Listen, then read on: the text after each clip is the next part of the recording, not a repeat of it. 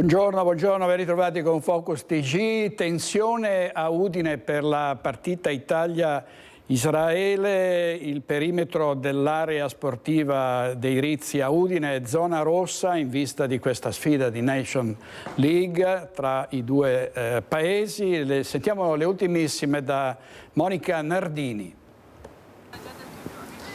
Ci troviamo nella cosiddetta zona rossa, il perimetro dello stadio oggi off limits a persone e auto non autorizzate fino almeno all'apertura dei varchi per chi ha preso il biglietto per la partita tra Italia e Israele di Nation League di questa sera, che sarà avviata alle 20:45 qui al Blue Energy Stadium. Vedete l'imponente macchina di sicurezza che è stata predisposta, tantissimi gli steward, gli agenti della polizia, dei carabinieri e anche della Guardia di Finanza, con anche i nuclei antisabotaggio e cinofili in azione per tutti i controlli del caso. Qui ci troviamo tra il centro Bruseschi, appunto la tribuna nord, fervono i preparativi, vediamo anche i parcheggi, ci sono delle limitazioni chiaramente ai non autorizzati.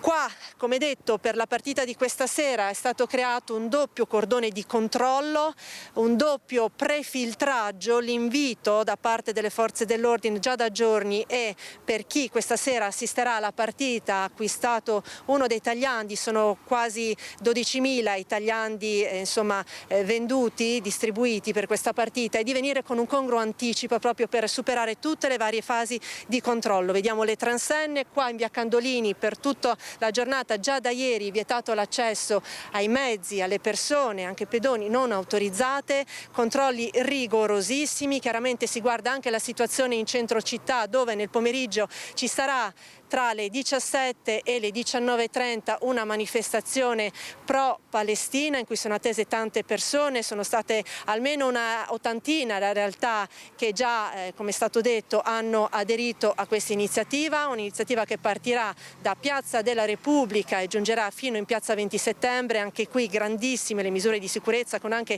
limitazioni al traffico nelle vie che saranno appunto coinvolte in questa manifestazione. E poi ovviamente osservate speciali oggi in questa giornata e anche già da ieri le aree dove sono accolte le rispettive nazionali. Vi mostriamo insomma una parte della situazione degli agenti, della polizia. In questo momento la situazione appare tranquilla. I varchi per chi dovrà accedere ovviamente allo stadio per la partita saranno aperti intorno alle 18:30, quindi prima si arriverà per i controlli, prima si avrà la possibilità di entrare per tempo. Questa mattina anche gli addetti ai lavori allo stadio ovviamente hanno dovuto sottostare a una serie di controlli. C'è stata anche la bonifica dell'area nel primo mattino per assicurare che tutto proceda per il meglio, che tutto sia in sicurezza. Allora, da rispettare dunque le attenzioni per chi si troverà nell'area, per le restrizioni al traffico e, come detto, importante sarà partecipare con tutti i documenti, tutte anche le tempistiche necessarie a poter assolvere a questi controlli. Grazie Monica Nardini della nostra redazione di Udine. Ieri a Padova c'è stato un presidio degli attivisti pro-Palestina che aderiranno alla manifestazione di oggi pomeriggio ad Udine per la partita di Italia-Israele. Vediamo. Partiremo da tutto il Veneto, lunedì a Udine c'è una partita Italia-Israele.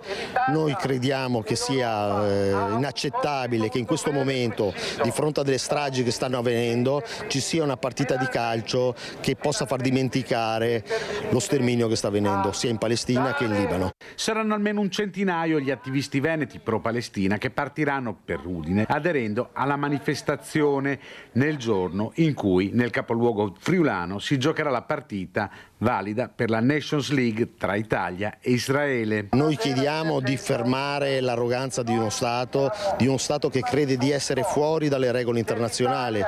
Israele, dopo aver commesso e sta commettendo un genocidio a Gaza, bombardando scuole, ospedali, chiese, adesso ha attaccato il Libano, sta invadendo il Libano e come non gli bastasse, ha attaccato anche le basi dell'ONU, che sono basi di pace, per osservare quello che sta succedendo.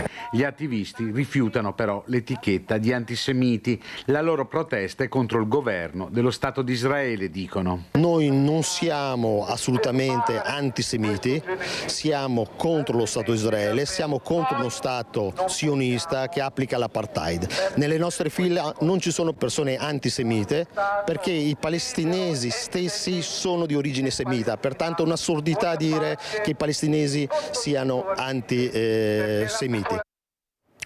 Allora, vediamo il titolo del Messaggero Veneto sulla partita di questa sera. Udine blindata per Italia e Israele, scritte nella notte sul comune e palazzo della regione, la dura condanna di Fedriga. Il corteo pro-Palestina si snoderà da Piazza Repubblica a Udine alle 17. Sono stati aggrediti in piazzale Cuoco a Padova agenti della polizia che per fermare la violenza hanno usato il taser. Sono state fermate 2 persone, un tunisino 25enne e un 31enne filippino. Un tunisino di 25 anni e un filippino di 31 sono stati bloccati e portati in questura a Padova dopo aver circondato e aggredito agenti della squadra mobile in Borghese che stavano compiendo un controllo in un bar del quartiere Guizza in piazzale Cuoco, zona al centro di episodi di violenza. Il tunisino in particolare, già conosciuto alle forze dell'ordine, ha aggredito fisicamente uno degli agenti prendendolo a calci e pugni, tanto che il poliziotto ha dovuto ricorrere all'uso della pistola taser per bloccare la violenza. Il filippino invece aveva un manganello telescopico impugnato in una mano e un coltello nell'altra, con il quale ha minacciato gli operatori di polizia. Alla fine gli agenti sono riusciti a bloccare i 2 autori delle minacce e delle violenze. Oltre allo sfollagente e al coltello, il filippino 31enne è stato trovato in possesso di un secondo coltello. Accompagnati in questura, è stato accertato che il 25enne, senza fissa dimora, era un richiedente asilo con precedenti di polizia in materia di spaccio e di sostanze stupefacenti. L'uomo è stato arrestato per violenza, resistenza e lesioni a pubblico ufficiale. Il questore di Padova, Marco Dorisio, ha disposto il collocamento presso il CPR di Bari, dove è stato accompagnato per essere poi espulso dal territorio nazionale. Il 31enne filippino, in possesso di regolare permesso di soggiorno, è stato indagato in stato di libertà per possesso ingiustificato di armi e oggetti atti ad offendere. L'ufficio immigrazione, inoltre, ha attivato le verifiche necessarie finalizzate all'eventuale avvio del procedimento di revoca del permesso di soggiorno di lungo periodo. Vediamo, sempre restando a Padova, tra l'altro ci collegheremo con Abano Terme più tardi per vedere gli sviluppi dell'inchiesta sull'incendio che ha procurato l'evacuazione di 273 persone all'hotel Alexander. Ci sono stati momenti di panico, la fuga in mezzo al fumo, molti ricoverati in ospedale, quasi tutti dimessi. Ci collegheremo tra poco con Valentina Visentin, ma restiamo a Padova ancora per la cronaca nera. Ci sono stati controlli nel quartiere Portello, che è il fulcro della movida. Sentiamo. Da tempo i residenti del quartiere Portello chiedevano la presenza delle forze dell'ordine nei giorni della movida. Nel fine settimana i carabinieri di Padova hanno così intensificato la loro presenza nelle vie più frequentate dai giovani, dove si concentrano i locali. La decisione è arrivata dopo la riunione nei giorni scorsi del Comitato per l'Ordine e la Sicurezza Pubblica. Sul posto la stazione mobile dei carabinieri, un veicolo specializzato per consentire ai militari di raccogliere anche le denunce sul posto. Durante i controlli sono state identificate 30 persone. Un minorenne è stato segnalato al prefetto come assuntore di droga perché trovato con 5 grammi di hashish. Servizio Valentina Visentin, adesso andiamo a Vicenza in diretta perché i giudici, la Corte sta leggendo in tribunale la sentenza per l'uccisione, la morte di David Rebellin, sentenza contro il camionista tedesco. Sentiamo in diretta. Gli altri fatti ci sarebbero già. Io sono presente, vedo se il collega prima era presente, io non lo vedo.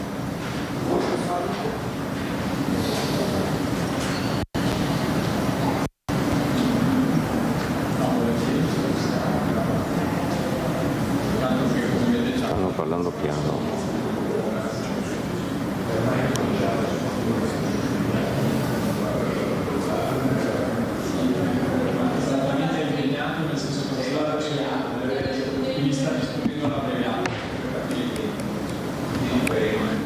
qui siamo nel Tribunale di Vicenza, i giudici stanno per dare lettura della sentenza, però ancora non sembra che siano sul punto di emettere questa sentenza.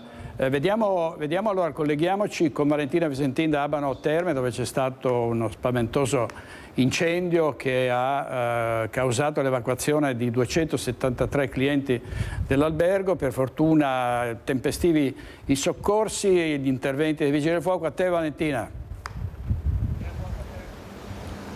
Sì, buongiorno direttore, alle nostre spalle l'hotel Alexander, la situazione è tornata alla normalità oggi, le macchine dei carabinieri si sta allontanando proprio in questo momento per gli ultimi sopralluoghi, l'albergo resta chiuso anche se agibile, ma ovviamente vanno ripristinati gli impianti e la struttura deve essere bonificata. Questa è la richiesta anche dell'ordinanza che proprio oggi il sindaco di Abano Federico Barbierato firmerà in queste ore per appunto stabilire con la proprietà dell'albergo la bonifica dell'intera struttura interessata da questo incendio che si è sviluppato a tarda notte, nella notte tra sabato e domenica, e che ha costretto all'evacuazione di tutto l'albergo, dove al momento erano presenti 273 ospiti. Bonifica della struttura, ripristino degli impianti, perché molto probabilmente è stato causato da un problema all'impianto, l'incendio insomma che ha provocato tantissimo fumo,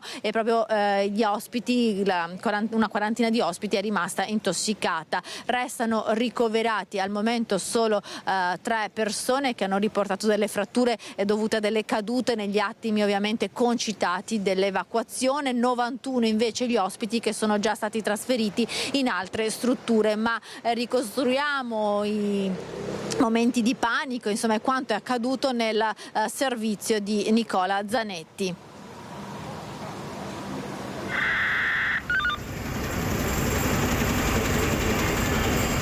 Dormivo quando ho sentito urla venire dal corridoio e contemporaneamente svegliandomi ho sentito un flusso di fumo incredibile. Ho capito che c'erano persone che correvano da qualche parte, che urlavano, qualcuno diceva la scala è di qua, venite. L'ospedale ha dato tutte le coperte, quelle leggere. No, perché qua sono usciti in pigiama. Ho respirato per tutti i piani che ho sceso dal sesto fino a giù. Un fumo talmente denso che non si vedeva assolutamente niente. C'è chi corre terrorizzato e praticamente alla cieca verso l'uscita, cadendo e facendosi male per cercare di salvarsi. Chi si cala con i lenzuoli, chi, bloccato al 6° piano come una famiglia con un bimbo piccolo, deve la vita ai pompieri in azione con l'autoscala per portare a terra la gente. Sembra un film catastrofico, è la realtà di una notte di terrore vissuta in uno degli hotel più noti delle terme di Abano, l'Alexander Palace. 273 ospiti presenti, turisti da tutto il Veneto, a decine anche dalla Marca. E poi un congresso internazionale dedicato allo yoga, tra i partecipanti un gruppo di monaci induisti che arriva da Los Angeles. Ci sono le fiamme, ma c'è soprattutto il densissimo fumo nero, letale se respirato a lungo. Un super lavoro di vigili del fuoco e medici, alla fine saranno 42 i feriti, tra questi 2 bimbi e un'anziana con patologie cardiache, dimessi fortunatamente nella stessa giornata. La maggior parte di loro intossicati dal fumo, 3 con fratture da caduta nel caos. Poche ore dopo, gli amici dei turisti cercano di sapere qualcosa. La nostra amica Antonella, che è a Padova, stavo aspettando appunto di sapere come sta. Le cause del rogo sono presto individuate. Una scintilla in un quadro elettrico che poi fortunatamente le fiamme sono state bloccate all'interno di questa stanza, quindi è solo il fumo quello che ha danneggiato un po' tutto. I vigili del fuoco arrivano da Abano, Padova, Piove di Sacco, Borgoricco e Rovigo. 30 operatori e 9 automezzi, tra cui 2 autoscale e una piattaforma aerea. Ci sono le forze dell'ordine, ci sono le ambulanze, attivati gli ospedali di Padova, Abano, Schiavonia, anche la casa di cura che si trova davanti all'hotel. Una prontezza cruciale per salvare gli intossicati. Devo ringraziare tutti i vigili del fuoco, le forze dell'ordine, carabinieri, polizia municipale, la protezione civile che è intervenuta non solo da Abano Terme ma anche dalla provincia, che hanno saputo gestire al meglio questo incendio. Ora abbiamo raccolto la disponibilità di alcuni albergatori che ringrazio, che hanno ospitato gli ospiti che hanno dovuto lasciare l'hotel. Un centinaio di turisti redistribuiti nel corso della notte grazie anche al lavoro della Federalberghi di Abano e Montegrotto, in hotel situati nelle immediate vicinanze dell'Alexander. Un altro centinaio ha invece fatto rientro nei luoghi di residenza, soprattutto Veneto e Lombardia. Ora è corsa contro il tempo per riaprire la struttura al più presto, si deciderà in queste ore, anche dopo aver stilato una lista di danni che è già pesante, almeno €1 milione. Saranno 3 piani con impianti elettrici, mobilio, sale circa €1 milione. Ma, sottolinea il direttore, l'importante è che la gente ora stia bene. E chi ha vissuto quei momenti di terrore difficilmente riuscirà a scordarli. Quando nel buio più totale, intossicato in questa maniera, non capisci neanche se ci riuscirai a fare tutti i piani, perché non sai se ce la farai a reggere respirando in qualche maniera. È così, però alla fine ce l'ho fatta.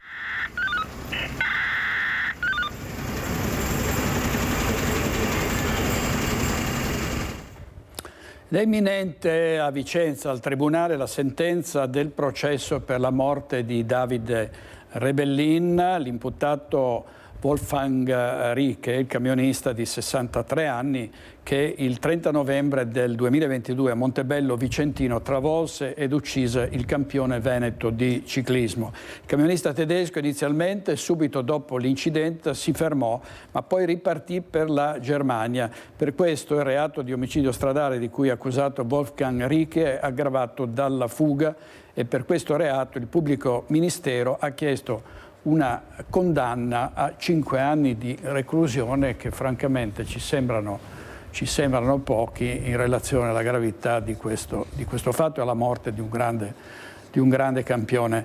Ancora violenze a Mestre, andiamo in diretta da Anna Maria Parisi perché c'è stato nella notte un attentato incendiario. A te Anna Maria.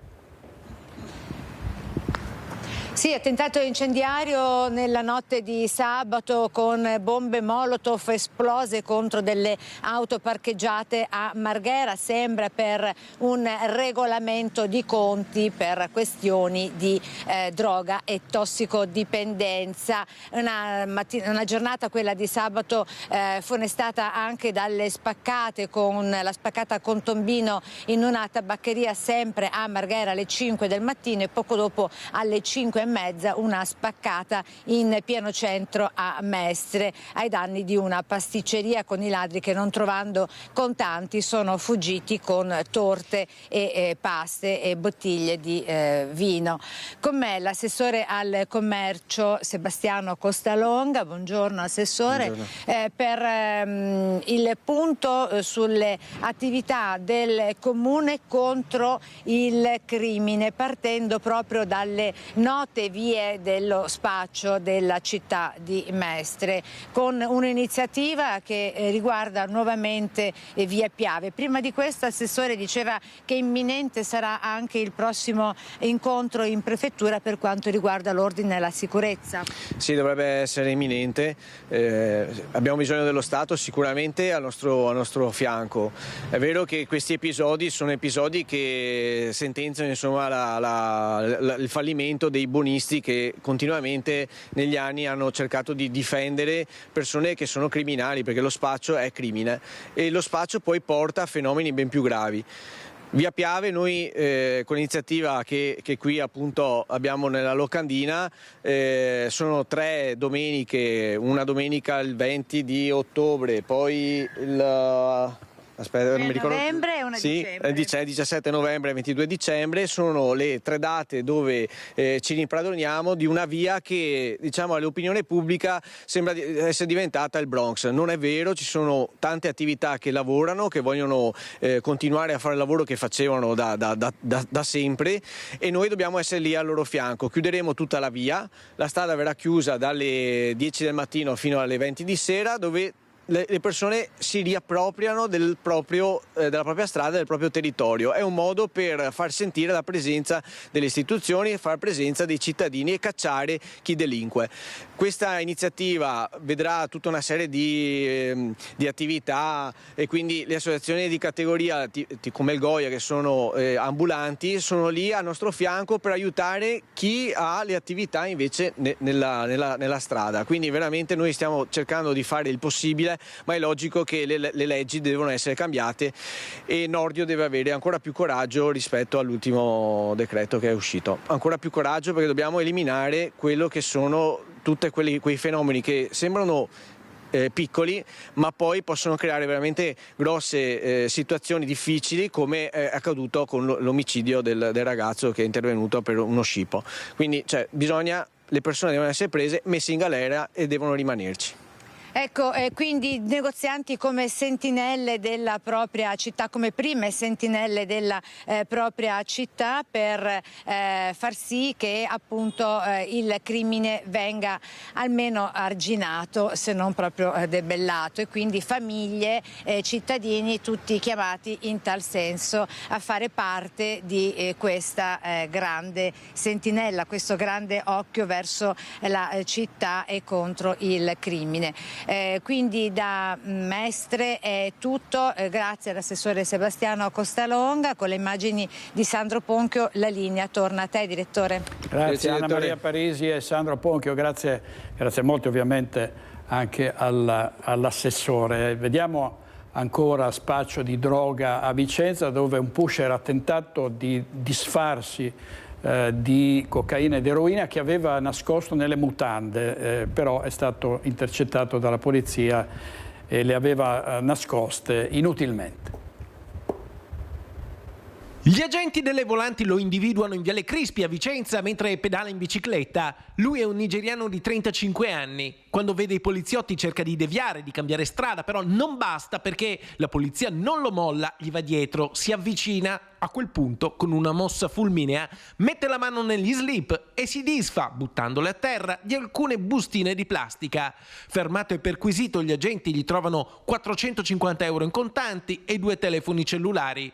Recuperate, le bustine di plastica invece contengono 8 dosi tra cocaina ed eroina, per un totale di 2 grammi. L'immigrato, con precedenti per droga, già con obbligo di presentarsi quotidianamente alla polizia giudiziaria, è stato denunciato per spaccio di stupefacenti. Servizio di Carlo Alberto Inghilleri. Adesso vediamo sempre a Vicenza scoperti 5 lavoratori in nero intenti a vendemmiare in 2 aziende vitivinicole dei Colli Berici. Sono state erogate 2 maxi sanzioni dalla Guardia di Finanza. Contrasto al lavoro nero durante la vendemmia. Le Fiamme Gialle di Vicenza hanno intensificato i controlli nelle aziende agricole in questo periodo in tutto il territorio provinciale. Scoperti 5 lavoratori irregolari in 2 distinte attività, a Lonigo e Orgiano. Nella prima azienda vitivinicola, su 3 lavoratori intenti a vendemmiare, 2 erano assunti correttamente. Nella seconda azienda invece 4 su 8 erano in nero. Per questo i finanzieri hanno elevato 2 maxi sanzioni rispettivamente di 11.700 euro e di 58.500 euro, con la diffida a procedere al recupero dei contributi previdenziali, le assicurazioni evase e la regolarizzazione dei rapporti di lavoro. All'Ispettorato del Lavoro è stata inoltre presentata una proposta di sospensione dell'attività imprenditoriale anche per una serie di omissioni in materia di sicurezza del lavoro. Sono finiti nei guai 3 ventenni che sempre a Vicenza in un supermercato hanno rubato sushi, pizzette e tramezzini. 3 ventenni, 2 italiani e un marocchino vogliono fare un aperitivo e, siccome non hanno soldi, vanno al supermercato e rubano sushi, pizzette e tramezzini. Ma per fortuna il boccone gli va di traverso, sì, perché vengono scoperti e denunciati. Tutto succede in un quartiere a est di Vicenza. Gli addetti alla sicurezza bloccano i 3 e chiamano la polizia. Sul posto arrivano gli agenti che recuperano nascosti nelle giacche, negli zaini, confezione di sushi, pezzi di pizza, tramezzini, bevande per un valore di 90 euro. I 3, che si sono giustificati sostenendo che volevano fare un aperitivo, sono stati denunciati per furto. È vero, i ladri sono scatenati nel Trevigiano, a Saletto, Breda, a Biancade, si susseguono i furti nelle abitazioni, alcuni riusciti, altri soltanto tentati. L'abitazione di una giovane coppia lungo l'argine del Piave è stata razziata con preziosi ed elettrodomestici, il bottino, danni e tanta rabbia. Tranquilli per non avere problemi e alla fine i problemi vengono sempre in cerca per colpa di persone che non hanno scrupoli, non hanno sentimenti. Diego Bozzetto è il vicino di casa di Francesca e Virgilio, giovane coppia residente in via Argine a Saletto di Breda di Piave, la cui casa è stata razziata dai ladri che sono entrati in azione intorno alle 19:30 staccando l'elettricità e strappando i cavi di un faretto che illumina il retro dell'abitazione, in cui si sono intrufolati approfittando di un oscuro lasciato aperto. È bastato a quel punto forzare la finestra. Una volta all'interno hanno cercato dappertutto soldi e preziosi, come racconta il vicino subito allertato dalla coppia. Siamo arrivati il prima possibile e dentro casa era tutto ribaltato, mobili aperti, oggetti rotti, sembrava che avessero cercato nei punti giusti ma con modi veramente beceri. Troppo sconvolti per raccontarci l'accaduto, i due giovani lasciano che sia il vicino, volontario di protezione civile, a riferire il colpo subito e lo shock che ne è seguito. Spariti alcuni preziosi, in particolare una collana d'oro, un caro ricordo di famiglia, ma anche degli elettrodomestici, un videocitofono, la friggitrice, la piastra per i capelli, prodotti per il corpo, lasciando dietro di sé anche parecchi danni. Avevano un aspirapolvere a muro, l'hanno completamente smurato, hanno fatto dei buchi sul muro per tirarlo via. Dei mobili in camera da letto quasi sradicati, cassetti divelti, veramente un disastro. Il pezzo di aspirapolvere appoggiato alla casa è stato recuperato nel campo sul retro, un'area abbandonata da dove i ladri sono probabilmente arrivati e anche fuggiti, come provano la rete piegata e l'erba alta schiacciata. Qui dietro è andata a rifugiarsi, spaventata, anche la gatta, che era in casa al momento del furto e che fino a notte fonda non si è fatta trovare neppure dai suoi padroni, spaventati che i malviventi le avessero fatto del male. Francesca e Virgilio hanno presentato denuncia ai carabinieri di Macerata e intanto gli episodi si susseguono. 2 notti prima a Pero, in via 11 febbraio, un tentativo di furto è stato sventato dall'allarme. Nella stessa sera di Saletto, a Biancade, in via Collalto, ladri arrampicati lungo la grondaia messi in fuga dai proprietari di casa. Fondamentale tenere alta l'attenzione. Cerchiamo tra vicini di aggiornarci quando andiamo via, così uno controlla la casa dell'altro, più per stare tranquilli. Più che altro, più che i beni materiali, sono i beni affettivi quelli che fanno male. I ladri sono anche sempre più sfacciati, privi di scrupoli. Sentite cosa ci ha raccontato il presidente dell'associazione Furti in Corso, un episodio incredibile avvenuto sempre nella Marca. Proprio ieri l'altro mi aveva raccontato una coppia di signori sulla Sessantina che erano serenamente a casa a mangiare a cena, hanno sentito i rumori sulla porta, ve la faccio in breve, hanno aperto una finestra che era praticamente adiacente alla porta di entrata e hanno visto i malintenzionati che stavano per aprire la porta blindata e allora gli hanno detto, urlando, andate via eccetera, e i ladri con una frontatezza e un'arroganza gli hanno detto, noi dobbiamo fare il nostro, andate subito in cucina, vi chiudete dentro perché noi dobbiamo entrare, come se fosse perentorio il fatto che loro comunque dovevano entrare. Accade anche questo nella Marca bersagliata dalle razzie in casa, che i ladri non solo non abbiano più alcun timore della presenza degli inquilini, ma addirittura si comportino come chi deve lavorare in tranquillità, senza essere disturbato. Chiudetevi in cucina, che dobbiamo entrare. Lo racconta in diretta il presidente dell'associazione Furti in Corso, Cristian Demma, spiegando poi quale sia stato l'epilogo della vicenda accaduta alla coppia di pensionati allibiti e terrorizzati. Le urla sono state più forti, qualche vicino è uscito e i ladri hanno deciso, visto che dicevano che sarebbero stati chiamati i carabinieri, di andare via.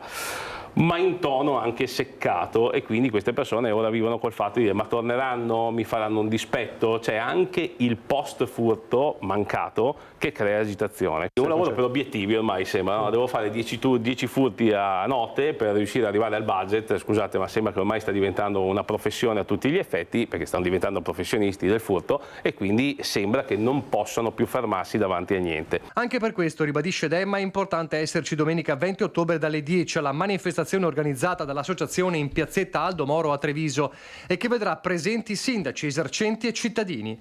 Tanto più in un periodo che si apre verso l'inverno che rischia di peggiorare una situazione già molto grave. Quest'estate è stato un continuo picco, forse l'estate più difficile degli ultimi anni in realtà.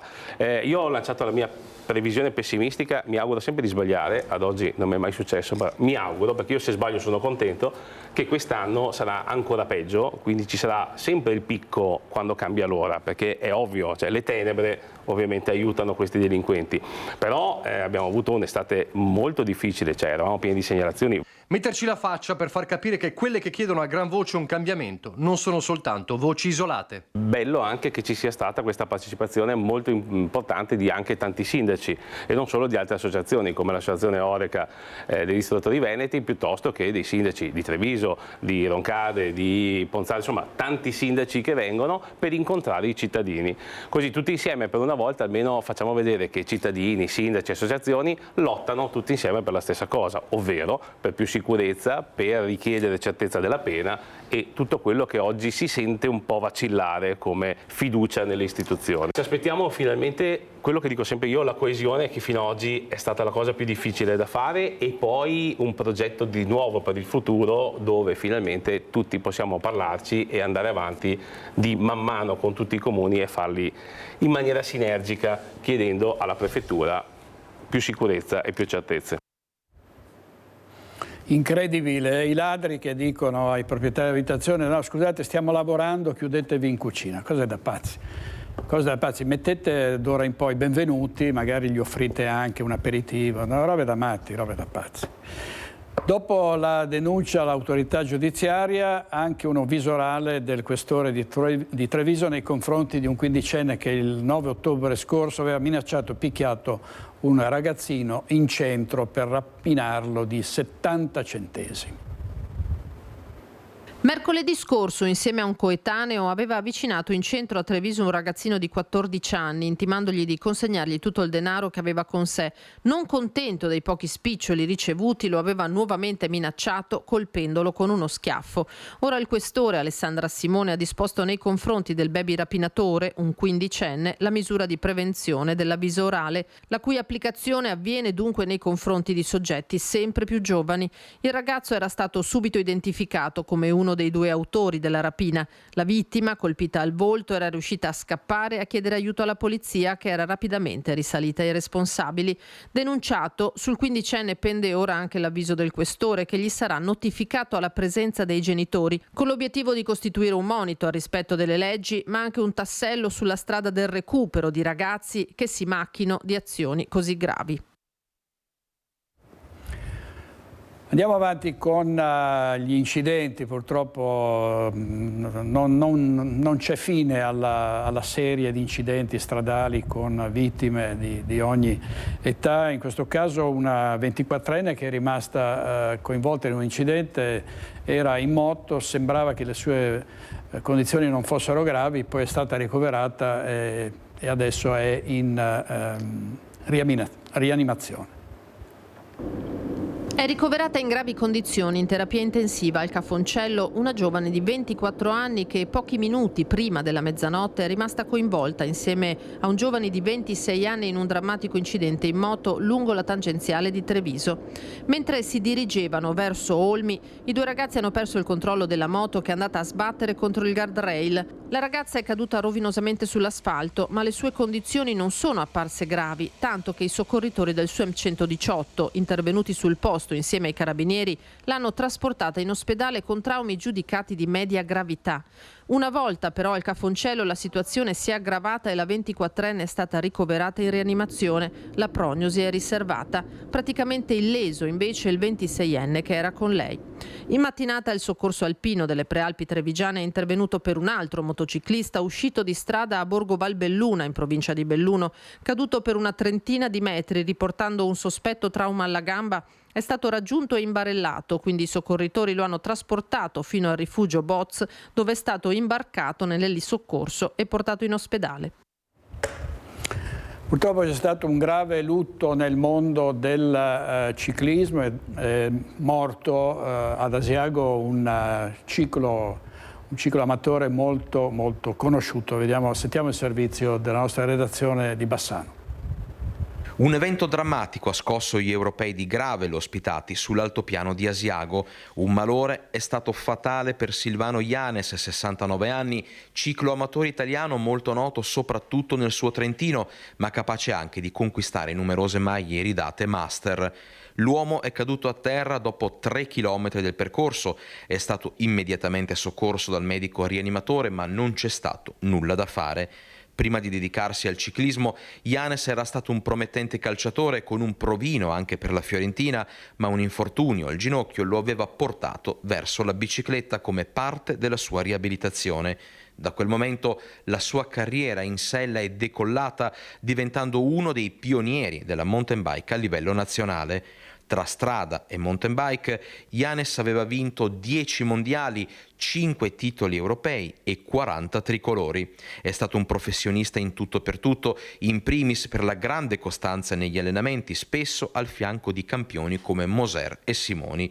A 60 anni il veterano aveva deciso di dire basta alle competizioni agonistiche, restando sempre attivo per l'insegnamento del ciclismo ai giovani. Anche l'Unione Ciclistica Europea ha voluto ricordarlo e in segno di rispetto gli organizzatori hanno sospeso tutte le prove amatoriali, proseguendo solo con l'assegnazione dei titoli tra gli elite.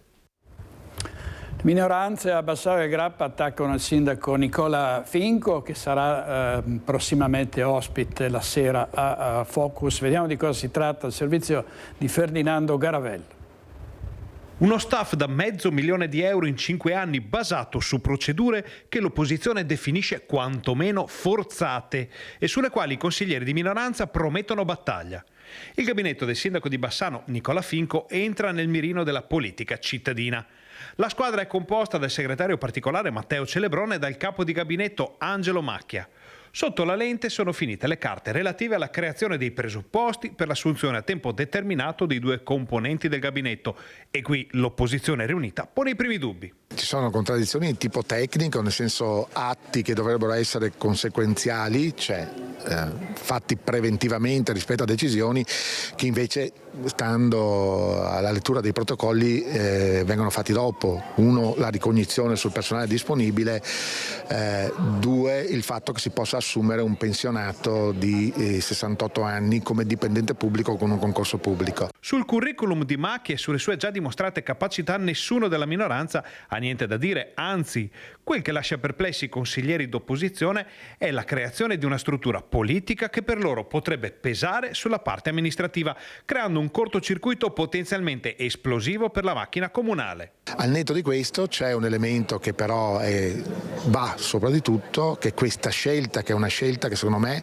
denuncia debolezza dal punto di vista politico da parte del sindaco, che ha bisogno di avere un supporto tecnico perché non è in grado di dare indicazioni in maniera diretta, costerà ai cittadini bassanesi per 5 anni €500.000 circa. La minoranza avverte: tutte le carte, tutte le delibere, tutti i carteggi interni verranno passati al setaccio per capire se tutto è in regola. Andremo a fondo perché è giusto che la cosa sia segnalata e che la cittadinanza sappia che il sindaco Finco e la sua giunta hanno scelto di impegnare più di €500.000 in 5 anni per assumere 2 persone di fiducia, 2 persone con un nome e cognome precise e amiche politicamente, quindi è necessario che le minoranze vadano a fondo, è necessario che la città sappia questa cosa. Al netto delle verifiche sulla correttezza e sull'opportunità dell'operazione, per l'opposizione la previsione di spesa di €500.000 in 5 anni è difficile da motivare in un momento complicato per le casse del comune e per le tasche dei cittadini. Stiamo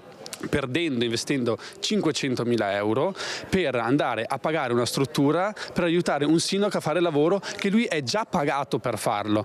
Diciamo, ha già fatto 14 anni in consiglio regionale, è costato circa €2 milioni al pubblico, adesso sta già costando dei soldi, assumere un'altra persona non mi sembra il caso. Insomma, fra polizia locale, Unione Montana e staff del sindaco l'autunno si preannuncia già bollente. Servizio di Ferdinando Garavello, vediamo la prima pagina del Corriere delle Alpi, vedete l'ospedale di Agordo, aggressione al pronto soccorso, infermiera presa a pugni da una tossicodipendente. In due, un uomo e una donna, erano andati in ospedale per il metadone, la professionista si è rifiutata ed è scoppiato il parapiglia e continua questa serie di aggressioni nei confronti dei medici e degli infermieri anche in Veneto. E fanno danni violenti all'interno degli ospedali, ma anche i lupi che sono stati avvistati recentemente tra Marostica e Bassano. Proprio nelle scorse ore un lupo è stato filmato e fotografato tra le case di Marsan in una zona densamente abitata. Che i lupi siano presenti ormai stabilmente fra Bassano e Marostica è fuori da ogni dubbio, ma gli ultimi avvistamenti confermano la presenza di un branco ai piedi delle colline e a 2 passi dalle case. Anzi, in mezzo alle case, almeno... Allora, in mezzo alle case però stanno per leggere la sentenza i giudici del Tribunale di Vicenza, sentenza per la morte di Rebellin. Sentiamo. Visto l'articolo 222, commi 2 e 3 e 4 del decreto legislativo 285 del 92, dispone la revoca della patente di guida di Rieke Wolfgang e manda al prefetto di Vicenza per i provvedimenti di competenza. Visto l'articolo 544, comma 3 del codice di procedura penale, indica i giorni 90 al termine del deposito della motivazione.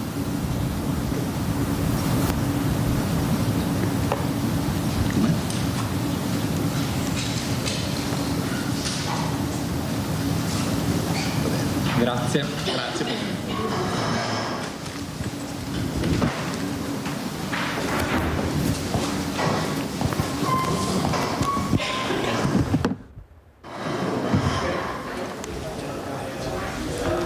Vediamo se riusciamo a sentire Carlo Alberto Inghilleri, perché abbiamo colto solo l'ultima parte della sentenza, che è la sospensione della patente. Però erano stati chiesti 5 anni, sentiamo se non è possibile. Vabbè, ci collegheremo tra pochissimo per avere tutti i particolari. Allora direi con Renato Capoia in regia torniamo sul servizio dei lupi che avevamo interrotto per dare in diretta la sentenza per la morte di Davide Rebellin. Rivediamo il servizio. Che i lupi siano presenti ormai stabilmente fra Bassano e Marostica è fuori da ogni dubbio, ma gli ultimi avvistamenti confermano la presenza di un branco ai piedi delle colline e a 2 passi dalle case. Anzi, in mezzo alle case, almeno a vedere le immagini che arrivano dalla zona di Marsan. Eccolo il video che sta facendo il giro di Marostica e Bassano. Si vede un esemplare giovane di lupo impaurito, ma neanche troppo, gironzolare in via Nonis all'ombra della chiesa del quartiere e poi prendere la via del Monte, dove quasi certamente staziona il resto del branco.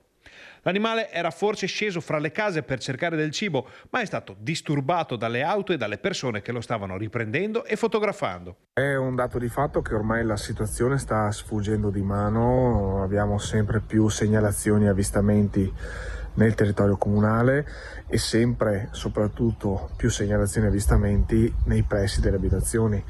Ora, dai video di ieri sera, di fatto questo lupo era in pieno centro frazione, in una via dove abbiamo molte attività anche commerciali, c'è un bar nei pressi, un agriturismo, macelleria, un alimentare, quindi è proprio diventata quasi una consuetudine per questi animali che di fatto non hanno paura dell'uomo avvicinarsi sempre di più alle case. Alla fine il selvatico si è dileguato, ma l'avvistamento spaventa non poco i residenti che si ritrovano a dover fare i conti con una presenza stabile dovuta a una dispersione di uno o più branchi attivi sulla spalla dell'altopiano dei 7 comuni, fra Montecorno e Rubbio. Ormai sembra appurato e confermato anche da segnalazioni che avvengono a distanza di pochi minuti nelle stesse serate che nel nostro territorio comunale e anche nel confine con Bassano e Lusiana Conco ci siano una media dai 4 ai 6 esemplari che si muovono in territorio. Sulle montagne intanto non si fermano le predazioni ai danni delle ultime malghe ancora attive e delle aziende agricole, con un numero di capi predati fra vacche, pecore e asini che cresce continuamente. Vediamo il giornale di Vicenza, i titoli di prima pagina, l'appello shock del prete ai fedeli, non fate l'elemosina, c'è la mafia della Questua. E poi Pep Guardiola e Roberto Baggio riuniti in TV, Roby il più forte con cui ho giocato. Tra poco ci ricollegheremo con Vicenza e con Carlo Alberto Inghilleri per tutti i dettagli sulla sentenza a carico del camionista tedesco che travolse e uccise Davide Rebellin.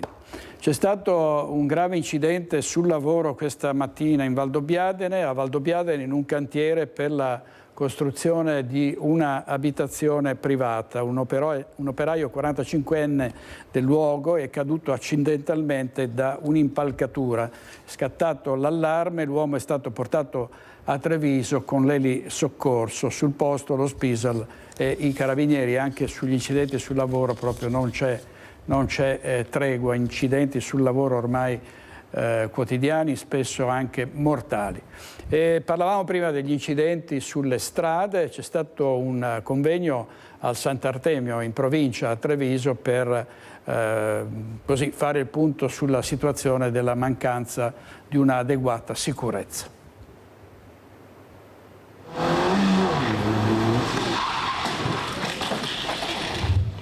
Lo avete sentito? Classico rumore. Da dietro un'auto riesce a fermarsi correttamente e l'autista della prima macchina tenta subito il soccorso, anche l'altro vede il pericolo. Però, come ha detto il comandante, da dietro proviene un'auto che va a tamponare tutto il sistema. Comandante, da qua cominciano le problematiche.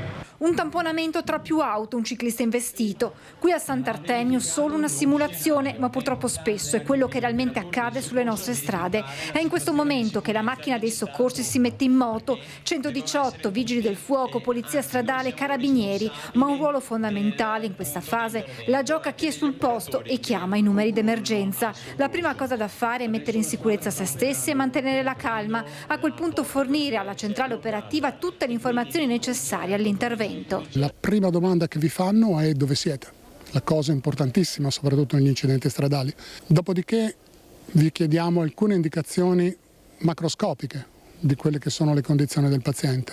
Questo ci permette di potervi dare alcune indicazioni semplici su come poter fare un'assistenza di base al paziente per non abbandonarlo. Anche per i vigili del fuoco tenere le informazioni principali è importante al momento dell'intervento, che per la squadra inizia già nella partenza dal comando. Nel tragitto, mentre ci rechiamo sull'incidente, ovviamente acquisiamo le maggiori informazioni possibili, di cui numero di persone, vi sono persone incarcerate all'interno dell'abitacolo, l'alimentazione del veicolo. Proprio i nuovi mezzi in circolazione, ibridi o elettrici, hanno portato a nuove modalità di intervento dei pompieri che durante il tragitto sul luogo dell'incidente hanno già in mano la scheda tecnica dei veicoli coinvolti. Quando arriviamo sullo scenario, ovviamente siamo a conoscenza già della tipologia del veicolo, siamo a conoscenza pure di quali sono le caratteristiche, che so, un veicolo ibrido oppure totalmente elettrico, ecco che sappiamo, perché ce lo dice la casa madre, come intervenire. C'è poi la tecnologia ad andare in aiuto dei soccorritori del SUEM, come le videocamere portatili per filmare in tempo reale l'evento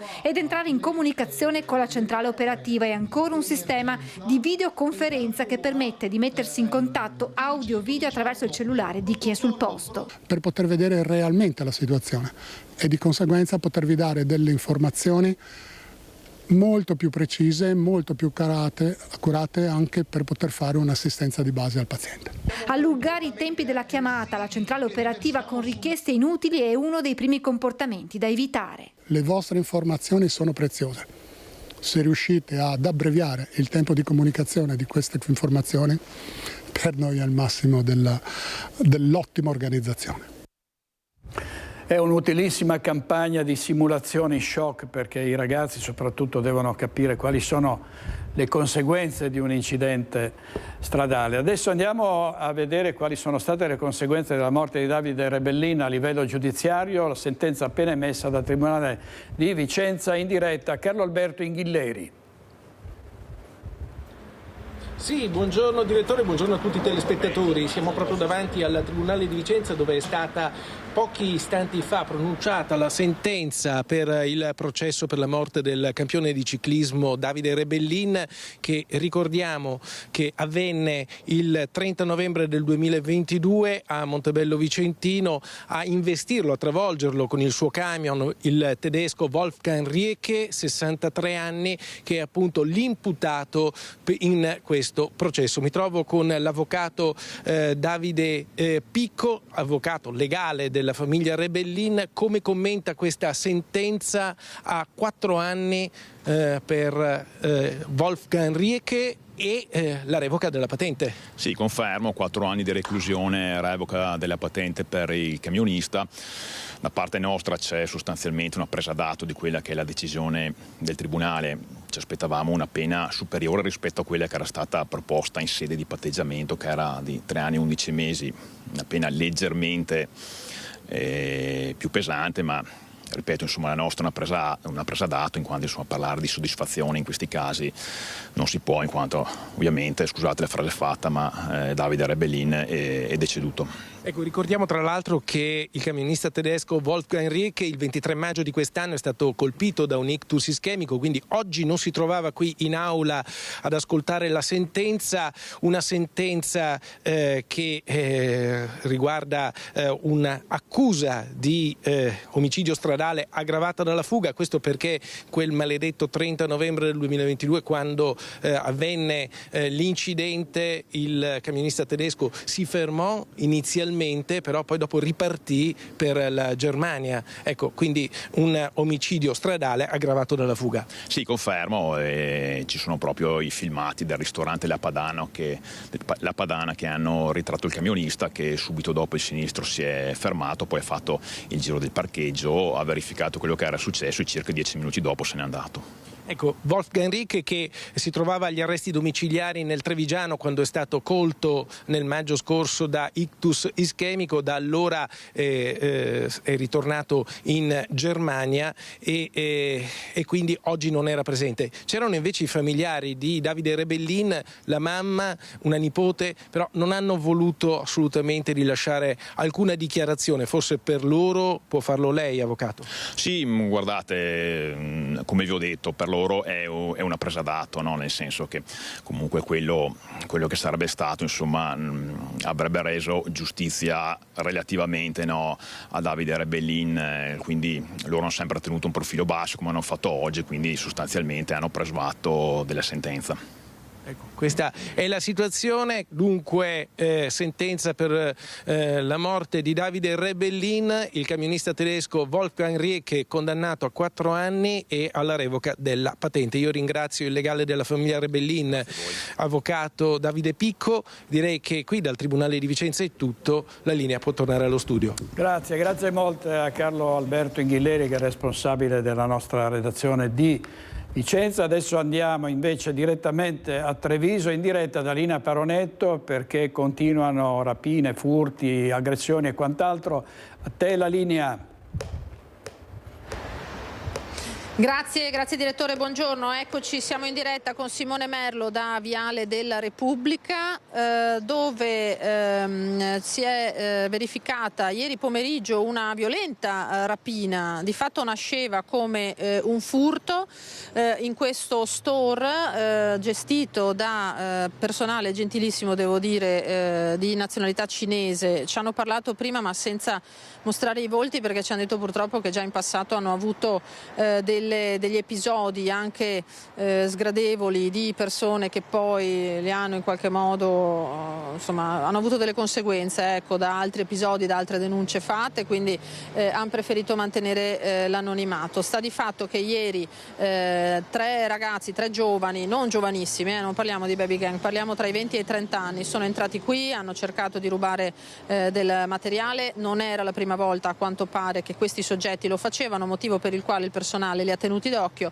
Quando sono arrivati alle casse li hanno fermati per controllarli, non c'è stata verso, questi sono passati alle mani, calci, pugni, tanto che 2 dipendenti maschi dello store sono ancora a casa con una prognosi di qualche giorno per le contusioni riportate e una dipendente, una donna invece, ha avuto conseguenze dallo spray al peperoncino che addirittura questi hanno spruzzato per guadagnarsi la fuga.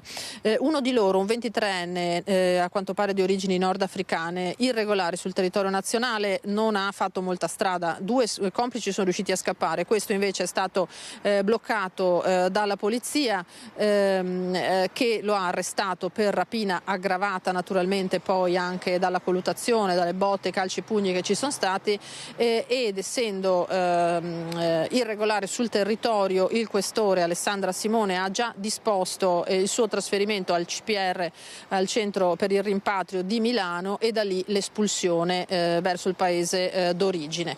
Un episodio naturalmente, lo abbiamo detto, violento, 3 persone che sono finite al pronto soccorso per quello che è successo. Ci raccontavano anche qui i commercianti che purtroppo negli ultimi anni, questa gestione c'è da 7-8 anni, ci dicevano, negli ultimi anni gli episodi a rischio si sono susseguiti e naturalmente c'è timore, c'è paura.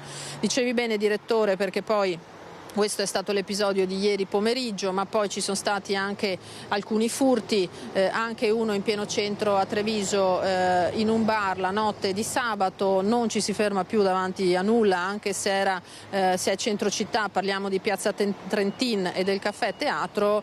Qualcuno intorno alle 2:30 di notte non si è fatto scrupolo di arrampicarsi su una finestra, entrare, rubare il fondo cassa, rubare addirittura 15 bottiglie di alcolici, poi scappare lasciandone evidentemente il bottino era un po' troppo consistente per scappare con tutto, lasciandone qualcuna poi in un vicolo limitrofo. Sta di fatto che il tema sicurezza si ripropone anche in un weekend in cui la città era davvero strapiena di gente per i tanti eventi che c'erano.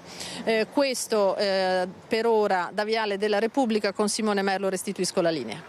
Grazie molte a Lina Peronetto e a Simone Merlo. Adesso consoliamoci in qualche modo con quanto di straordinario ci ha lasciato Sammy Basso, di cui abbiamo seguito in diretta i funerali, a cui erano presenti oltre 3.000 persone. La proposta di beatificare Sammy Basso, che è stata in qualche modo, c'è stata un'apertura anche da parte del Vescovo di Vicenza. Siamo andati a sentire cosa ne pensano i bassanesi, poi sentiremo anche i trevigiani. Ho sentito parlare benissimo e credo che da provarci, se non è facile penso, ma comunque merita. Secondo lei Sammy Basso perché va ricordato? Va ricordato per tutte le sue cose belle che ha detto, che ha fatto, che ha trasmesso alle persone, per tante cose. Si parla di una beatificazione addirittura. Guardi, ieri infatti si parlava anche di questa possibilità. Per carità, mi ha sorpreso perché un'interiorità così, una fede, una carica così eccezionale. Io non pensavo che sto ragazzo, sapevo che era una persona molto intelligente, molto dotata, così sensibile, però non pensavo una ricchezza d'animo così veramente. Per cui, guardi, se questo può essere, penso che sia meritorio per lui. Ecco. Un piccolo grande uomo, straordinario, proprio il suo esempio ci deve dare la forza di sperare e di continuare a lottare per una vita migliore. Si parla anche di una possibile beatificazione. Beh, adesso insomma sì, santo subito diremmo adesso, però insomma un attimo, un po' di contenimento, insomma beato, adesso insomma mi sembra un po' eccessivo, però un piccolo grande uomo, esempio di civiltà, di dedizione, di speranza per tutto il mondo e per tutti noi. Cos'è che l'ha colpita di lui? La sua forza, nonostante la malattia che aveva, è stata una cosa incredibile, perché è una malattia talmente potente che è stato una persona straordinaria. Non pensavo fosse così, cioè l'ho sempre visto che ha partecipato, girava, ho visto che ha preso la laurea, eccetera, ma non pensavo così profondo. Si parla di una possibile beatificazione fra qualche anno. Questo sarà una cosa che dovrà vedere la Chiesa, questo non posso dire, comunque è una persona eccezionale. Un grandissimo uomo. Si parla di una beatificazione. Questo lo devono vedere i diretti interessati. Una testa, un cervello unico, peccato che se ne sia andato. Cosa l'ha colpito della sua storia? Intanto l'umorismo che ha sempre messo sulla sua malattia, era sempre allegro, non andava a vedere la sofferenza. Ma quello che mi ha colpito di più è proprio i ragionamenti che faceva. Si parla anche di una possibile beatificazione fra qualche anno. Ma una beatificazione non lo so, quello riguarda la cristianità, la Chiesa, ma come persona merita essere ricordato, quello sì. Servirà tempo e seguire una procedura canonica molto precisa per un'eventuale beatificazione di Sammy Basso. Quel che è certo è che il giovane ricercatore di Tezze sul Brenta non ha lasciato nessuno indifferente. Grazie a Mirko Cavallin della nostra redazione di Bassano del Grappa. Risentiamo le parole di Sammy Basso, quelle che sono state lette in una lettera che aveva scritto nel 2017 che per sua volontà è stata aperta dopo la sua scomparsa. Sicuramente in molti diranno che ho perso la mia battaglia contro la malattia. Non ascoltate. Non c'è mai stata nessuna battaglia da combattere. C'è solo stata una vita da abbracciare per com'era, con le sue difficoltà, ma pur sempre splendida, pur sempre fantastica, né premio né condanna, semplicemente un dono che mi è stato dato da Dio. È stata la fine di una giornata di festa, di un matrimonio. Eravamo insieme agli amici, diciamo che avesse potuto lui scegliere uno scenario in cui andarsene, avrebbe scelto esattamente questo. Ha fatto di tutto. E questo era un passaggio della lunga lettera di Sammy Basso e poi tante testimonianze che avevamo raccolto durante i funerali. Andiamo in pubblicità, 2 minuti con Renato Cappoia e Tommaso Migotta e torniamo subito.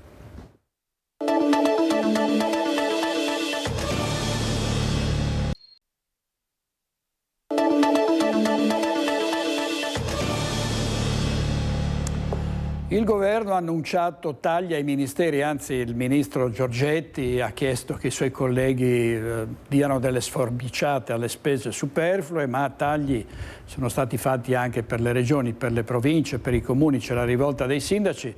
Nelle province parla per tutti il presidente della provincia di Treviso, Stefano Marcon. Sentiamo. L'appello è che non ci siano tagli ai finanziamenti delle province, perché è cosa nota le difficoltà di bilancio che hanno gli enti locali su tutte le province. Nel giorno in cui al Sant'Artemio si comunicano le deleghe ai consiglieri provinciali, un nuovo messaggio viene recapitato al governo a pochi giorni dall'incontro tra l'Unione Province Italiane, di cui Marcon è vicepresidente vicario nazionale, e il ministro all'economia Giorgetti, alle prese con la legge di bilancio 2025. Io credo e spero che le risorse che servono il governo individui quei soggetti che si possono permettere di dare un contributo maggiore in questo momento emergenziale, chiamiamolo così. Quindi non devono essere le province a fare sacrifici? Le province concorrono oggi con 1 miliardo all'anno alla voce risanamento del bilancio dello Stato ormai dal 2015. Insomma, l'esecutivo, per quanto affine politicamente, guardi da altre parti. La questione è tecnica. I conti faticano a tornare nella Marca come altrove. Carlo Rapicavoli è direttore a Treviso e segretario UPI Veneto. Quando si parla di tagli dobbiamo considerare 2 aspetti. Un prelievo forzoso di risorse che risale al 2015 post legge Del Rio e i tagli alla legge di bilancio che sono stati introdotti l'anno scorso. Sommando questi 2 aspetti vengono tolti alla provincia di Treviso 23 milioni su circa 80 di risorse correnti. E per capirci, le risorse correnti sono quelle che vanno per le spese del personale, ma soprattutto per la manutenzione ordinaria di strade e scuole. La legge Del Rio è stata esiziale, ma i governi che sono venuti dopo non hanno fatto granché meglio. Ossigeno è arrivato con il PNRR, che rischia però un effetto boomerang. La provincia di Treviso, le altre province del Veneto, tutte stanno rispettando i tempi, quindi riusciremo ad avere dei risultati molto importanti entro giugno 2026. È chiaro che queste nuove strutture devono essere gestite. Occorre che post PNRR ci sia un piano di gestione sia degli edifici scolastici sia di tutte le infrastrutture che fanno capo agli enti locali. Spese di investimento e spese correnti, quindi non c'è a tutt'oggi un punto di equilibrio. Siamo in una situazione in cui possiamo avere dei soldi per costruire una nuova scuola o per costruire un nuovo ponte, ma non abbiamo i soldi per cambiare la lampadina o per fare delle piccole manutenzioni. Un ulteriore taglio alle risorse correnti metterebbe in crisi i servizi. Connessa la partita sulla rappresentanza, anche qui c'è un disegno di legge fermo nelle commissioni parlamentari. In qualche modo dobbiamo far quadrato e partire con questa priorità, cioè il ritorno all'elezione diretta. Le multinazionali del web, con più di 9 miliardi di euro di fatturato, le multinazionali del web, che sono tante in Italia, pagano 37 volte di meno rispetto alle tasse versate dalle PMI del Veneto. Uno studio della CGIA di Mestre denuncia la disparità di trattamento fiscale nel nostro Paese. Le imprese venete sono tassate 37 volte più dei colossi tecnologici presenti nel nostro Paese. È un po' come Davide contro Golia. Secondo l'ufficio studi della CGIA di Mestre, il confronto tra ricavi e imposte fiscali delle piccole e medie aziende venete da un lato e i colossi del web dall'altro. Le 422.000 imprese attive sul territorio nazionale pagano ogni anno 7 miliardi e 600 milioni di euro di tasse contro i soli 206 milioni delle 25 multinazionali del web presenti in Italia, che peraltro producono un fatturato che supera i 9 miliardi. Se sulle nostre PMI grava un livello di tassazione che sfiora il 50%, sulle multinazionali del web la quota è del 36%. E sebbene da quest'anno anche in Italia entra in vigore la Global Minimum Tax, a questi colossi bisognerebbe chiedere un sacrificio aggiuntivo. Certo, le dimensioni economiche di queste due realtà sono molto diverse e confrontarle presenta dei limiti metodologici che minano il rigore scientifico. Tuttavia rimane evidente che in Italia alle grandi multinazionali, in questo caso tecnologiche, continua ad essere riservato un prelievo fiscale ingiustificatamente modesto. Seguitano a dichiarare profitti spaventosamente elevati, ma continuano a pagare poche tasse, perché ricorrono costantemente a tecniche elusive che gli consentono di trasferire una buona parte degli utili nei paesi a fiscalità di vantaggio. Da diversi anni anche alcuni grandi player italiani hanno trasferito la sede fiscale o legale all'estero. Da quest'anno entra in vigore la Global Minimum Tax, ma non in tutta l'Unione Europea. Malta e le Repubbliche Baltiche, ad esempio, hanno ottenuto una proroga sino al 2030 e, secondo il Servizio Bilancio dello Stato della Camera, il gettito dell'aliquota del 15% sulle multinazionali sarà molto contenuto. All'orizzonte c'è una manovra finanziaria che dovrà recuperare una decina di miliardi di euro. Secondo la CGIA di Mestre è indispensabile trovare un compromesso che non faccia fuggire all'estero queste aziende, ma allo stesso tempo le costringa a pagare il giusto o quasi. Servizio di Filippo Fois. Si sta parlando insistentemente di un terzo mandato del presidente Luca Zaia. Sentiamo cosa ha detto ai nostri microfoni il segretario provinciale della Lega a Treviso, Dimitri Coin, e parlamentare. Sentiamo. In politica può succedere di tutto quello che oggi sembra impossibile, domani poi si avvera. Sembra effettivamente che qualche spiraglio in più ci sia e noi ci auguriamo che si vada in questa direzione. Oggi comanda Fratelli d'Italia, per cui nei rapporti sicuramente con Fratelli d'Italia e con la Meloni direttamente, che il Presidente Zaia pare stia curando con molta attenzione, questi possono essere davvero lo spiraglio corretto. Poi vediamo se si verificherà e noi ce lo auspichiamo. Perché questo significherebbe soltanto una cosa, Zaia presidente per tutto il centrodestra. Sì, assolutamente. Ci sarebbero altre alternative, altre geografie? Penso che nel momento in cui con un'ulteriore possibilità di mandato per il presidente Zaia non ci sia nemmeno la discussione su chi vada a condurre e a guidare la regione anche per i prossimi 5 anni. Quindi Meloni ci sta riflettendo? Questo non lo sappiamo, però speriamo che si vada in questa direzione. Qualcosa è cambiato quindi in questi mesi? La sensazione c'è e vediamo se poi si materializza.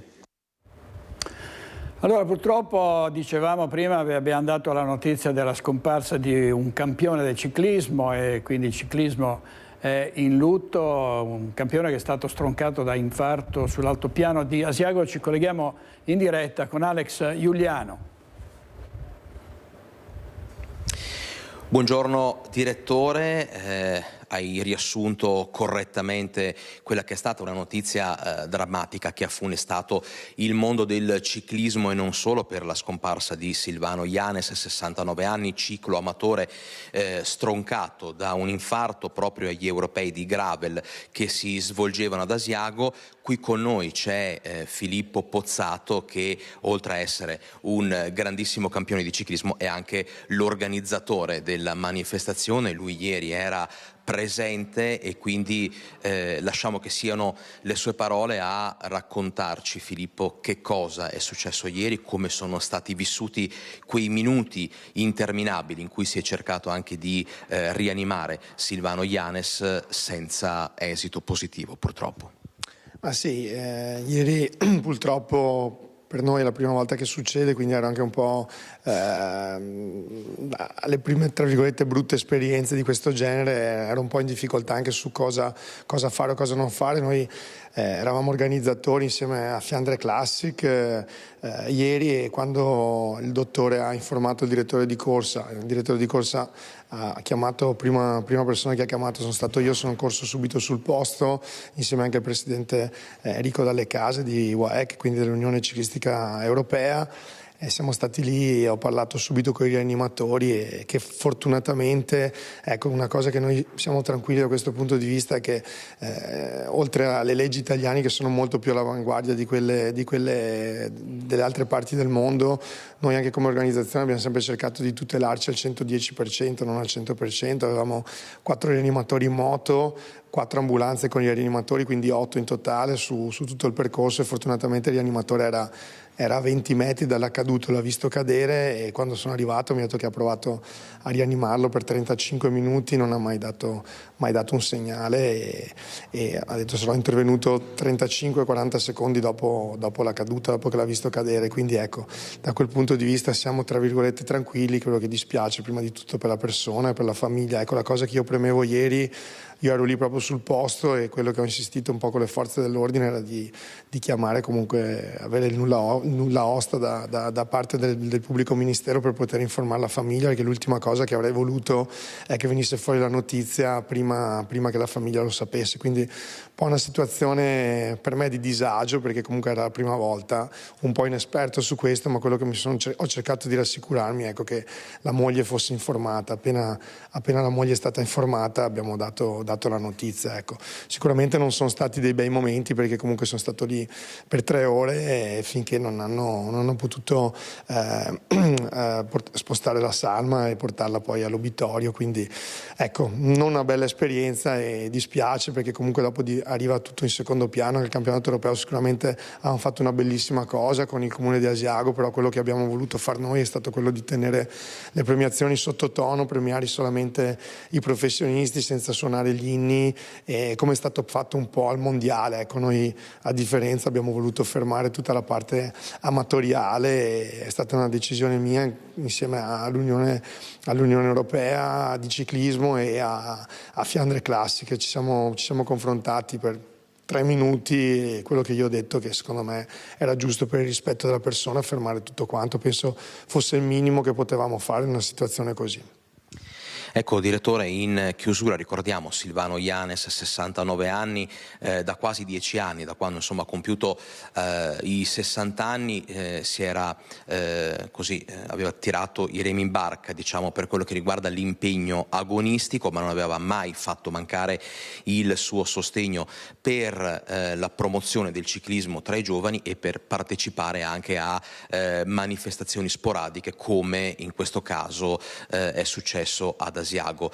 Lo diceva Filippo Pozzato, in segno di lutto e di rispetto gli organizzatori hanno sospeso tutte le prove amatoriali, si è corso e si è premiata solo, diciamo, la categoria elite, e la testimonianza di Filippo Pozzato ci ha raccontato come sono stati vissuti quei momenti sicuramente drammatici, difficili per la famiglia, difficili per tutto il mondo del ciclismo e per tutta la comunità dell'altopiano. Noi da Bassano restituiamo la linea allo studio.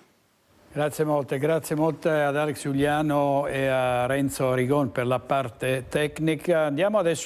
Scendiamo a Vicenza perché c'è la protesta dei genitori contro il caro mense. Sentiamo. Erano una cinquantina i genitori che si sono radunati sotto la palazzina uffici del comune di Vicenza in piazza Biade per manifestare il proprio dissenso contro il caro mense. La novità introdotta quest'anno del pagamento forfettario del servizio refezione trova ancora forte contrarietà. La questione diventata politica continua. Sono in tanti i genitori che hanno chiesto l'autorefezione. Io su questo ho presentato una mozione perché il comune doti quella che è l'amministrazione scolastica di un regolamento per l'autorefezione. Non è una battaglia politica, è una battaglia per le famiglie che fanno fatica ad arrivare a fine mese e 7 euro a pasto per i bambini è obiettivamente troppo. Non va bene il messaggio che viene fatto passare, il 90% dei genitori ha pagato, perché vi ricordo che è la fascia che noi non possiamo lasciarla in mezzo alla strada, soprattutto perché dobbiamo pagare le tasse e lavorare. Perché ad esempio iniziando le scuole a quasi fine settembre abbiamo dovuto pagare il mese intero. C'è uno yogurt, una volta sì, una volta no, il dolcetto non c'è mai, neanche il venerdì, quindi è una mensa veramente ristretta per pagare quasi 7 euro che si pagano in trattoria avendo antipasto primo e secondo. Quindi siamo arrabbiatissimi e vogliamo assolutamente che venga riportata la tariffa dell'anno scorso. Avere indietro a fine anno i soldi, quando un bambino manca ci viene dato solo il 20%, non è giusto. Il mio bambino quel giorno non mangia, il bambino non deve pagare. Per me è una violazione di un diritto fondamentale che è quello di frequentare serenamente la scuola potendo avere accesso ai pasti, ma non ha alcuna valutazione politica. Sostengo questi genitori, ben venga l'autorefezione quando non viene garantito il diritto allo studio e il diritto all'eguaglianza nelle mense. E continua l'abbandono selvaggio dei rifiuti in tante province, in tante città come a Vicenza. L'abbandono di rifiuti costa al Comune di Vicenza 500.000 euro all'anno. Ci sono 5 squadre che ogni giorno percorrono la città 2 volte al giorno per raccogliere quello che chi non osserva le modalità corrette abbandona lungo le nostre strade. Quindi è uno sforzo molto grande che stiamo affrontando noi con il gestore dell'igiene ambientale e insieme alla polizia locale ambientale, quindi per ridurre i costi che ogni cittadino paga normalmente con le proprie tasche. Per questo la polizia locale ha intensificato i controlli per combattere e prevenire il problema. I verbali sono raddoppiati in un anno, passando dai 73 del 2022 ai 150 del 2023. Quest'anno sono già 124 quelli stilati fino a settembre. Oltre alle pattuglie regolari sul territorio, vigilano gli agenti in borghese che documentano i conferimenti vietati sulle 560 isole ecologiche della città. Le sanzioni quest'anno sono state 113 per un totale di quasi 30.000 euro. Il Comune, assieme all'ente gestore, intende finanziare con i ricavi una serie di provvedimenti a partire dalla corretta informazione data a tutti i cittadini. I ricavi in realtà andranno a coprire dei costi già deliberati. Uno è quello della campagna di comunicazione, perché crediamo che al di là del lavoro egregio della polizia locale con cui collaboriamo ogni giorno sia necessario continuare a informare i cittadini, informare anche i cittadini che provengono da culture e paesi diversi sulla bontà e sulla necessità di adoperare una raccolta differenziata corretta. Quindi abbiamo potenziato i controlli che quest'anno sono stati già superiori nei primi 9 mesi a quelli del 2023, tante sanzioni, tanti verbali. Abbiamo acquistato 6 nuove telecamere che metteremo nelle 6 piazzole più a rischio, dove ci sono più conferimenti illegittimi, tra l'altro telecamere con l'intelligenza artificiale, quindi che rilevano automaticamente chi sta conferendo i rifiuti fuori dal cassonetto, ma la volontà è proprio quella di non lasciare spazio, di dare tolleranza zero. Allora, sempre a Vicenza c'è stata una tavola rotonda tra cittadini e istituzioni per progettare e delineare la destinazione, la gestione dell'ex centrale del latte proprio nel cuore del quartiere San Bortolo.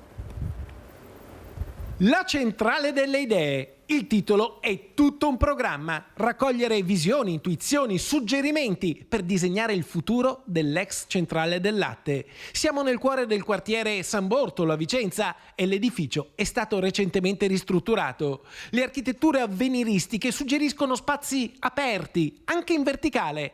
Ampie finestre danno luce e soprattutto trasmettono l'idea di trasparenza, mettendo in connessione l'interno con il parco esterno. Ed è proprio in questo contesto che nasce l'idea di coinvolgere cittadini, studenti, commercianti, famiglie e associazioni per analizzare e raccogliere proposte sull'utilizzo di questo spazio pubblico che deve esprimere tutte le sue grandi potenzialità. Un grande open space e quindi bisogna avere molta fantasia per capire cosa farci dentro, ma soprattutto bisogna ascoltare i cittadini di cosa hanno bisogno che ci sia dentro. E così oggi è iniziato questo percorso, la centrale delle idee. Alla fine degli incontri verrà fatta una relazione e i risultati saranno restituiti ai cittadini e all'amministrazione comunale perché trasformi le proposte in realtà.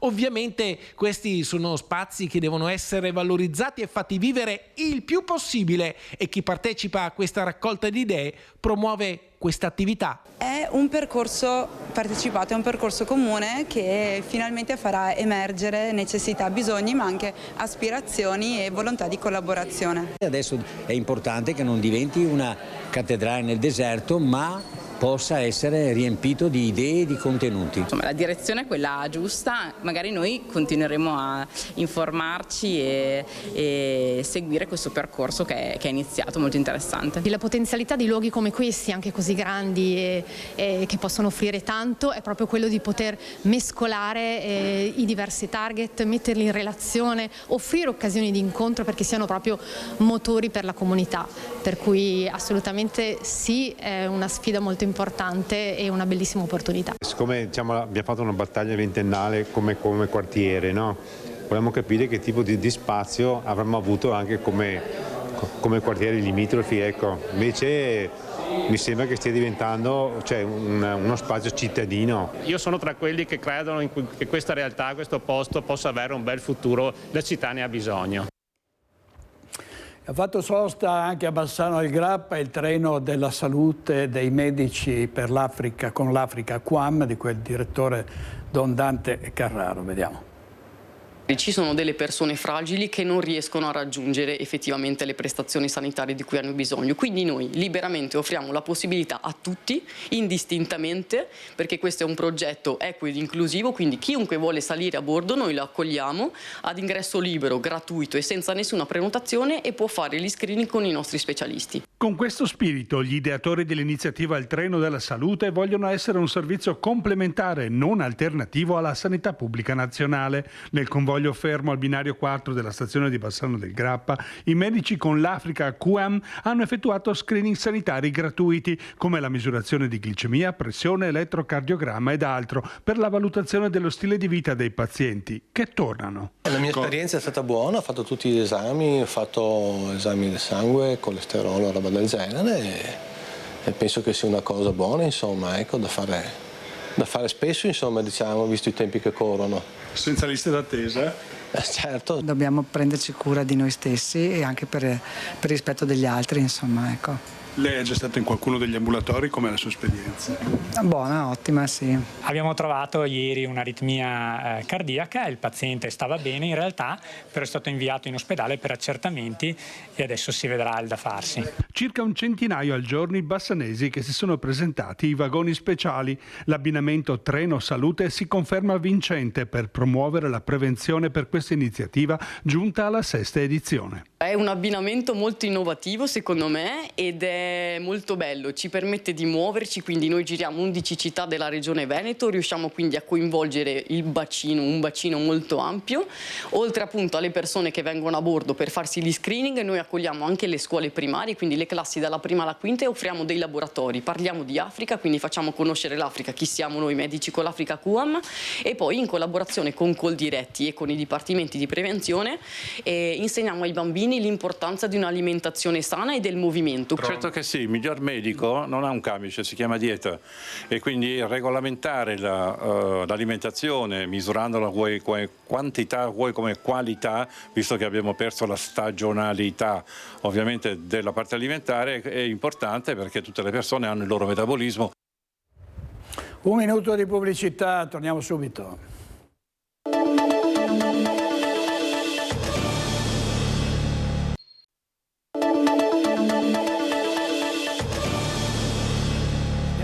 Monselice, dove i fedeli peruviani da tutto il Veneto si sono ritrovati per portare in processione l'effigie del Cristo crocifisso lungo le stradine storiche della Rocca.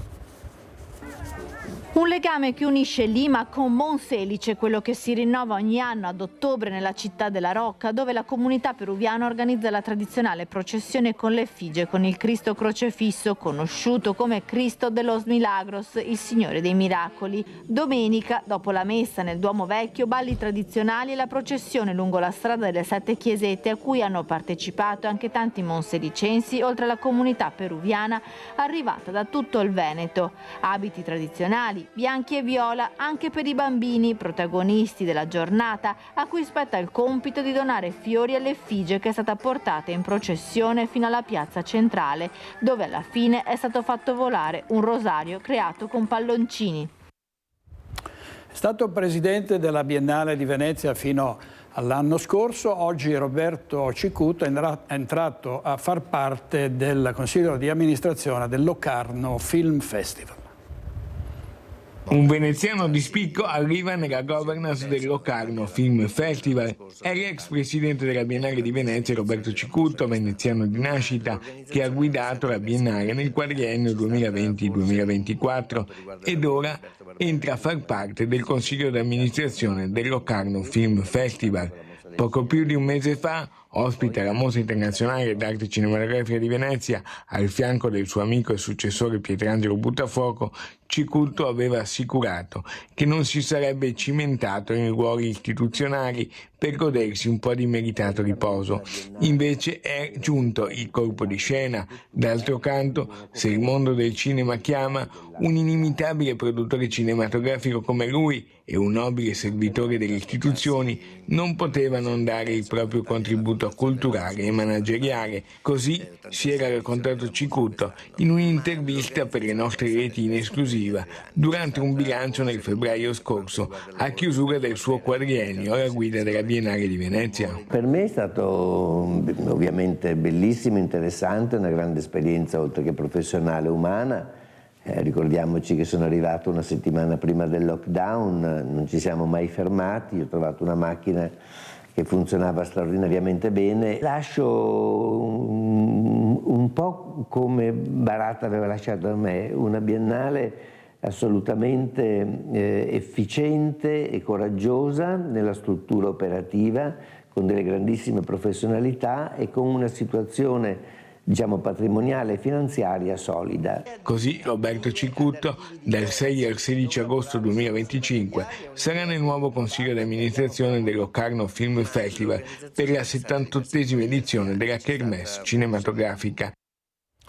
Servizio di Lorenzo Maier al Teatro Comunale di Treviso, il concerto Sinfonie di un dono per sensibilizzare sull'importanza della donazione degli organi. Sul palco giovanissimi musicisti.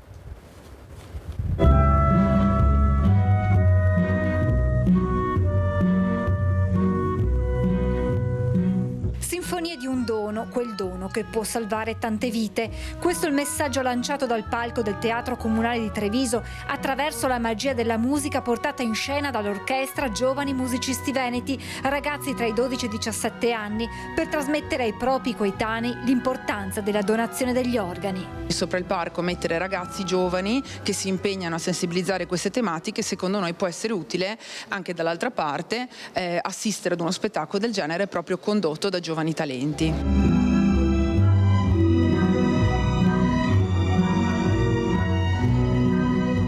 Al Teatro Comunale anche testimoni diretti di come la donazione possa dare una seconda possibilità di vita. Io sono il primo ricevente da cuore fermo in Italia e nel mondo per il tempo di elettrocardiogramma a piatto da parte del donatore. E io sono l'esempio che anche se non c'è più vita, può essere che la persona ricevente può ancora avere la possibilità di dare ancora tanto. La musica veicolo di sensibilizzazione, ma la musica anche strumento per crescere, per divertirsi in modo sano, per mostrare il volto più bello dei giovani troppo spesso in questi anni protagonisti di episodi di violenza. Questi ragazzi trovino la possibilità di essere un domani dei buoni cittadini. E vi assicuro che la scuola della musica, la formazione musicale dà certamente questa possibilità. Investire su di loro, sulla cultura e sul loro futuro è sicuramente ciò che bisogna fare, non ci sono dei se e dei ma. Avvicinatevi alla musica perché è una passione che vi travolge e vi fa sentire proprio immersi in un mondo completamente nuovo che fa vivere delle esperienze che solo chi suona può provarle. Realtà come queste creano un'unione tra i giovani veramente unica, perché si lavora tutti insieme per un progetto veramente culturale di spessore. Insomma, fare musica insieme non è per niente scontato. Alla fine un ultimo importante messaggio. Dobbiamo dire sì, dobbiamo andare a iscriversi ad AIDO, dobbiamo andare a dire sì negli uffici anagrafe quando andiamo a rinnovare la carta d'identità.